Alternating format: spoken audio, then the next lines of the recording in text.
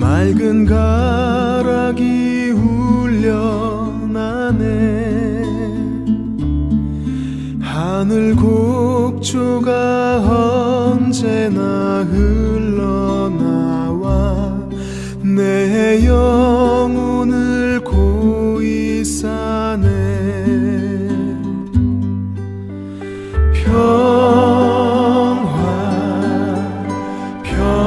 평화로다.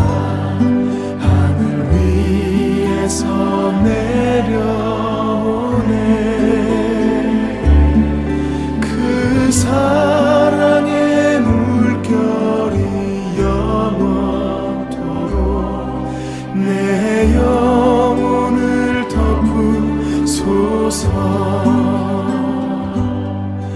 내 맘속에 솟아난 이 평화는 깊이 묻힌 보배로다. 나의 보화를 캐내어 가져갈 자 그 누구랴 안심일세.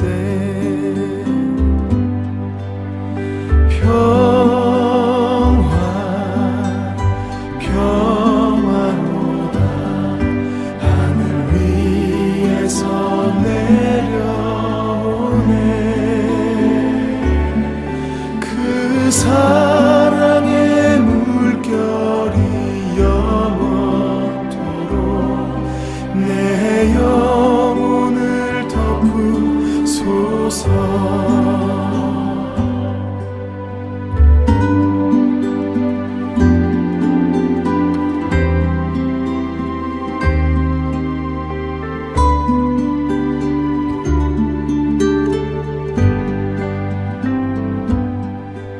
이 땅 위에 험한 길 가는 동안 참된 평화가 어디 있나. 우리 모두 다 예수를 친구 삼아 참 평화를 누리겠네.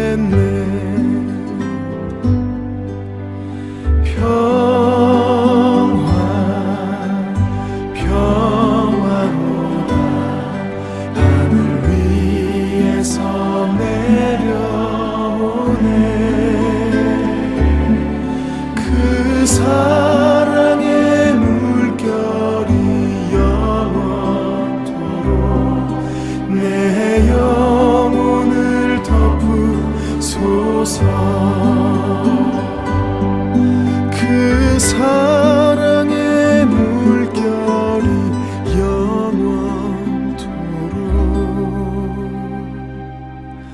내 영혼을 덮으소서.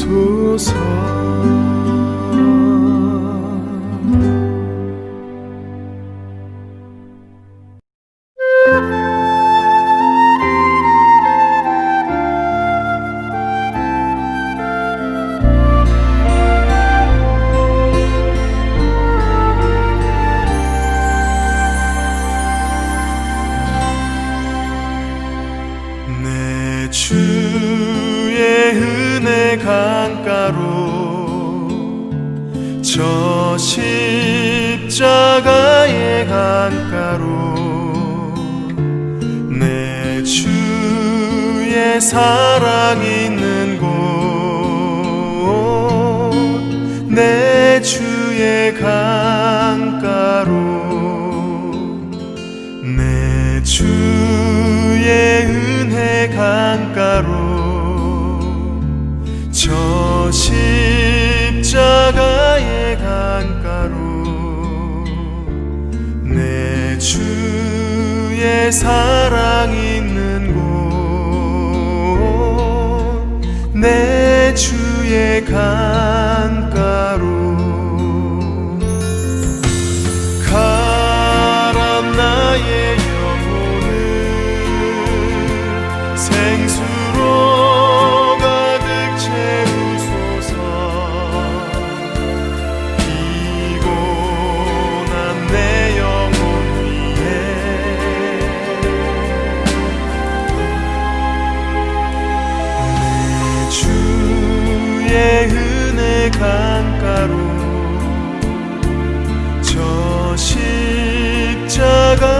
나의 강가로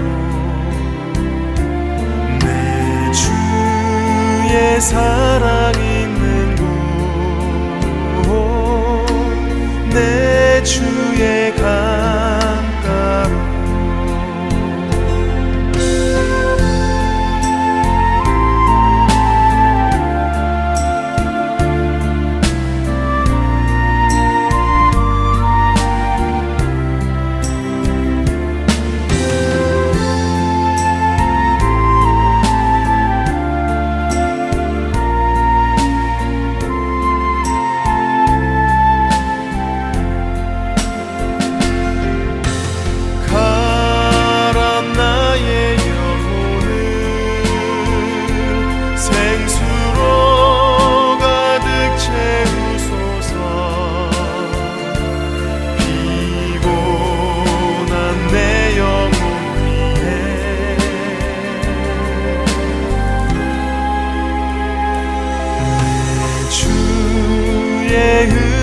강가로 저 십자가의 강가로 내 주의 사랑 있는 곳 내 주의 강가로 내 주의 강가로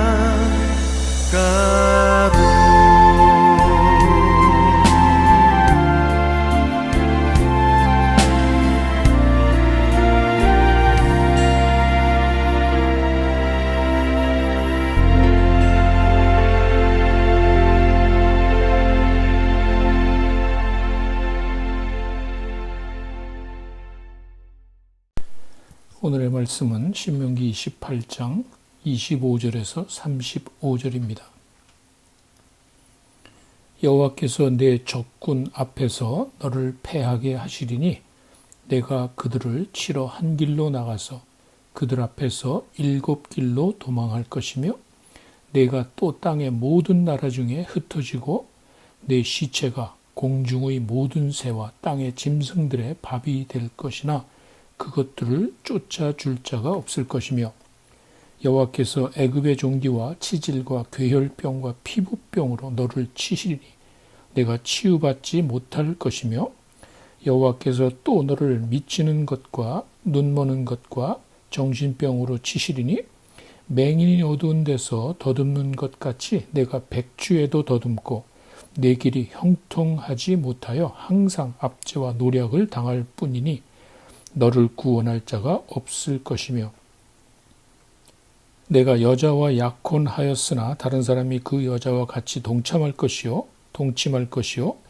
집을 건축하였으나 거기에 거주하지 못할 것이요 포도원을 심었으나 내가 그 열매를 따지 못할 것이며 내 소를 내 목전에서 잡았으나 내가 먹지 못할 것이며 내 나귀를 내 목전에서 빼앗겨도 도로 찾지 못할 것이며 내 양을 원수에게 빼앗길 것이나 너를 도와줄 자가 없을 것이며 내 자녀를 다른 민족에게 빼앗기고 종일 생각하고 찾음으로 눈이 피곤하여지나 내 손에 힘이 없을 것이며 내 토지 소산과 내 수고로 얻은 것을 내가 알지 못하는 민족이 먹겠고 너는 항상 압제와 학대를 받을 뿐이리니 이러므로 내 눈에 보이는 일로 말미암아 내가 미치리라. 여호와께서 내 무릎과 다리를 쳐서 고치지 못할 심한 종기를 생기게 하여 발바닥에서부터 정수리까지 이르게 하시리라. 어제부터 이어지는 불순종에 따른 저주와 고통스러운 삶의 모습을 보여줍니다. 어쩌면 이렇게 가혹할 수 있을까? 무서울 정도로 철저하고 끔찍한 하나님의 심판을 보여줍니다. 이것은 불순종의 결과가 어떤 것인지를 분명히 보여주고 하나님께서 악을 미워하시며 그 악에 대한 심판을 절대로 외면치 않으신다는 사실을 확인시켜 주는 것입니다. 28장의 시작은 순종하는 자들에 대한 엄청난 축복이 어떤 것인지를 보여주고 바로 이어서 불순종하는 자들에 대한 무서운 심판과 저주를 보여줍니다. 28장 1절과 2절에서 말씀을 듣고 순종하는 자들에게 주어지는 놀라운 축복을 이야기합니다. 순종이 가져오는 축복은 성읍에서도 복을 받고 들에서도 복을 받으며 들어와도 복을 받고 나가서도 복을 받는 그야말로 하나님의 복덩어리가 되는 것입니다. 그뿐 아니라 세상 모든 민족에 뛰어난 민족이 되게 하시고 하늘의 아름다운 보고 하늘의 그 창고문을 열고 복을 주실 것이라고 했습니다. 머리가 될지언정 꼬리가 되지 않는다고 했습니다. 그런데 28장 15절로 오면 완전히 다른 분위기로 바뀝니다. 순종을 하면 그런 엄청난 복을 주시겠지만 반대로 불순종을 하면 무서울 정도의 가혹한 벌과 저주를 받게 될 것입니다. 축복과는 반대로 들어와도 저주를 받고 나가도 저주를 받게 될 것이라고 했습니다. 이렇게 축복과 저주는 말씀에 대한 자세에 따른 것입니다. 순종 여부에 달렸다는 말입니다. 하나님의 말씀에 대한 자세는 바로 하나님을 향한 마음을 보여주기 때문입니다. 믿음은 행위를 전제로 한 것입니다. 하나님을 믿는다는 것은 하나님을 따른다는 것을 말합니다. 하나님을 믿노라 하면서도 하나님의 말씀을 따르지 않는 것은 가식적이고 가짜 믿음을 보여주는 것입니다. 그래서 말씀에 대한 순종 여부가 중요한 것입니다. 그 사람의 믿음을 보여주기 때문입니다. 말씀에 대한 순종은 축복을, 불순종은 저주를 가져올 것이라는 사실을 깨달아야 합니다. 말씀에 대한 자세를 분명히 하라는 말입니다. 좋은 것만 선별해서 묵상하는 것이 아니고 비록 받아들이기 힘들 정도의 저주라 할지라도 가슴에 품고 신중하게 살아야 하는 것입니다. 왜냐하면 하나님의 말씀은 그대로 이루어지기 때문입니다. 절대로 헛되지 않다는 사실을 알아야 합니다. 말씀에 대한 우리의 자세가 어떤 것인지를 중요하게 보여주고 있습니다. 오늘 본문의 말씀을 살펴보면 불순종하는 자들에게 임하는 저주가 너무도 분명하고 철저하게 나타납니다. 25절에 보면 모든 나라에 흩으실 것이라고 했는데 모세의 예언적인 말씀을 말하고 그대로 이루어졌습니다. 북왕국 이스라엘은 아수르에, 남왕국 유다는 바벨론에 멸망당하고 포로 잡혀갔던 것입니다. 그뿐 아니라 예수님 시대에도 이스라엘 백성들이 부패하여 AD 70년 로마 제국에 의해 멸망당하고 전 세계에 흩어져 나라 없는 민족으로 살다가 1948년 이스라엘 나라가 회복되면서 다시 돌아오게 되었던 것입니다. 하나님의 말씀이 하나도 떼지 않고 그대로 다 이루어졌다는 사실을 알아야 합니다. 26절에 보면 죽은 시체를 새와 짐승들이 먹는다는 말이 있습니다. 이것은 유대인으로서는 생각할 수 없는 수치와 모멸감을 주는 것입니다. 죽어서 무덤에 안장되지 못하는 것 자체가 치욕적이기 때문입니다. 27절에는 육체적인 질병을 말합니다. 몸에까지 이르는 저주를 말합니다. 출애굽 시에 애굽 사람들에게 임했던 재앙을 연상시킵니다. 중요한 것은 병 자체도 견디기 힘들지만 절대로 치유되지 못할 것이라는 사실입니다. 28절에 보면 그뿐 아니라 마음의 병까지 있습니다. 미치게 하고 보지 못하게 하고 정신병에 걸리게 한다고 했습니다. 그야말로 몸과 마음이 모두 저주를 받게 되는 것을 말합니다. 완벽할 정도로 무서운 저주를 의미합니다. 29절에 보면 맹인같이 어둡지도 않은데 더듬으면서 살아야 하고 항상 압제와 약탈을 당하게 되고 그런 어려움을 당해도 아무런 도움을 받을 수 없다고 했습니다. 30절에는 가장 소중히 여기는 것도 빼앗기게 될 것이라고 합니다. 약혼녀와 아내가 다른 남자와 동침하게 됩니다. 너무도 어이없는 끔찍한 일입니다. 그런데 이스라엘 백성들도 그런 영적으로 간음을 했다는 사실을 기억해야 합니다. 열심히 집을 지어도 들어가 살 수가 없는 무용지물이 되고 열심히 노력을 해도 포도원을 가꿨는데 먹을 것이 없습니다. 허무하고 비참한 모습입니다. 31절에는 가축에 대한 손실을 말하는데 유목민들에게는 그야말로 치명적인 경제적 손실을 말합니다.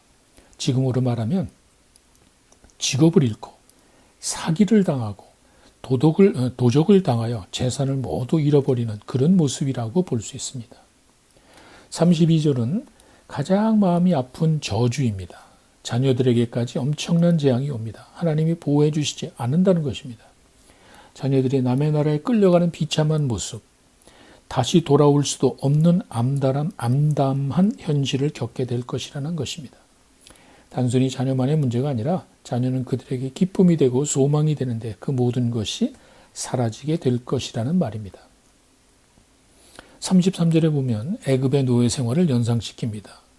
일을 해도 소용이 없고 항상 압제와 고통을 당하는 다시 그런 노예 생활로 돌아간다는 것은 감히 상상도 할 수 없는 끔찍한 일입니다.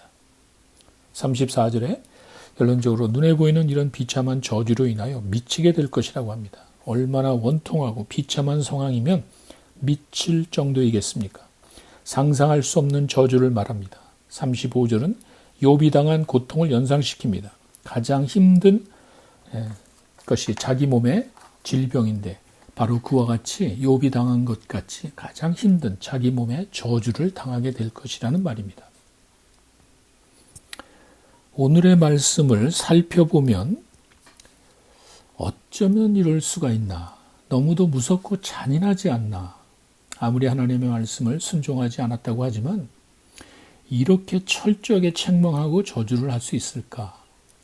우리가 생각하고 또 가지고 있는 하나님에 대한 이미지와 너무도 다른 무섭고 잔인한 하나님을 생각하게 됩니다. 정말이지 가까이 하고 싶지 않을 정도의 거리감을 갖게 하는 것도 사실입니다. 그런데 여기서 우리는 한 가지 중요한 사실을 발견하게 됩니다. 이런 무섭고 철저한 저주는 하나님의 의도적인 것이 아니고 바로 우리의 선택이라는 사실입니다. 하나님께서 그렇게 잔인하고 끔찍한 저주를 내리시는 것이 아니라 바로 우리가 그런 선택을 했기 때문이라는 사실입니다. 사람들은 너무 쉽게 하나님을 원망하는 경우가 많습니다. 왜 나에게 이런 불행한 일을 주는가? 왜 나에게 이런 감당할 수 없는 일들을 허락하시는가? 그러나 우리가 분명히 알기로는 하나님은 그런 불합리하시고 무자비하신 분이 아닙니다. 사랑과 은혜가 풍성하신 분이라는 사실을 기억해야 합니다. 하나님께서는 분명히 말씀하셨습니다. 순종하면 복을, 불순종하면 저주를. 그런데 사람들은 불순종을 선택한 것입니다. 하나님께서 의도적으로 우리에게 저주를 내리신 것이 아니고 사람들이 의도적으로 하나님을 불순종했기에 하나님께서는 말씀대로 저주를 내리신 것입니다. 하나님의 저주가 무섭고 잔인하다고 말하기 전에 하나님을 향한 우리의 불순종을 먼저 생각해야 한다는 말입니다. 하나님께서는 죄인들조차 버리지 않으시고 사랑하셔서 기회를 주신 것입니다. 그런데도 사람들은 하나님의 은혜를 생각하지 않고 오히려 하나님을 비웃고 외면했기에 어쩔 수 없는 무서운 심판을 받게 될 것이라는 말입니다. 결론적으로 보면 하나님의 축복과 저주는 바로 우리의 선택에 따른 것이라는 사실입니다. 우리가 믿고 따르는 하나님은 사랑이 많으신 분입니다. 심판과 저주를 하시는 분이 아닙니다. 하나님을 순종하지 않은 우리가 스스로 무서운 심판과 저주를 불러온 것입니다. 오늘도 우리에게 말씀하시는 하나님, 삶의 어떤 상황 가운데서도 우리를 떠나지 않으시고 함께 하시는 그 하나님을 가슴에 품고 오늘 하루도 감사하며 살아가는 여러분들이 되시기를 바랍니다. 우리 같이 기도하는 시간을 갖겠습니다. 먼저는 말씀을 기억하면서 기도하시기 바랍니다. 나는 하나님의 말씀에 순종하며 살아가고 있는지, 하나님의 말씀을 대하는 나의 자세가 어떤지 기도하시기 바랍니다.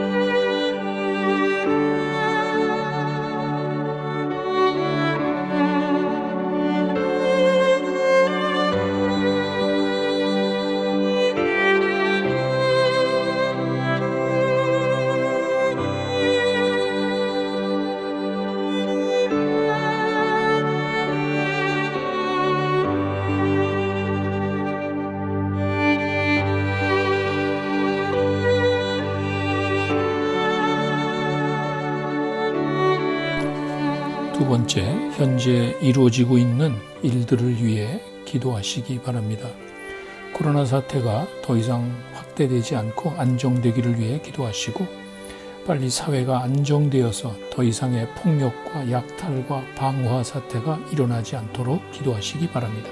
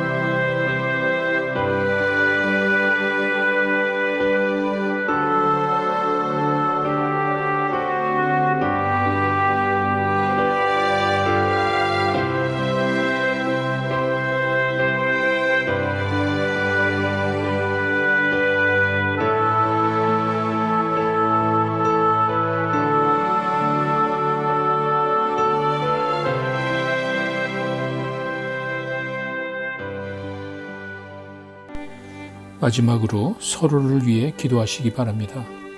아픈 분들이 있습니다. 최근에 암 투병하시는 어려운 환경에 있는 분들을 위해 기도하시고, 삶의 여러 가지 어려운 일들로 인하여 힘들어하는 지체들을 생각하면서 기도하시기 바랍니다.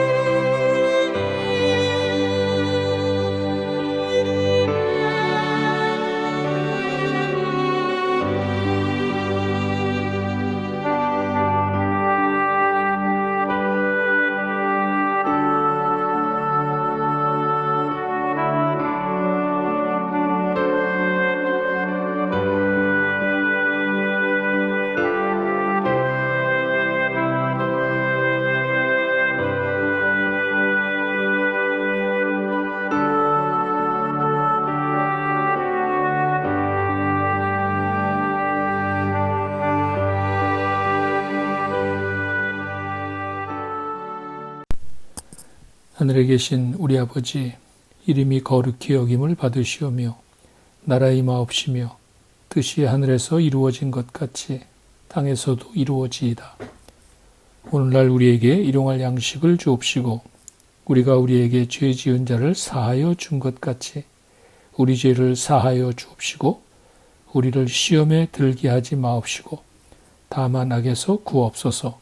나라와 권세와 영광이 아버지께 영원히 싸움나이다. 아멘.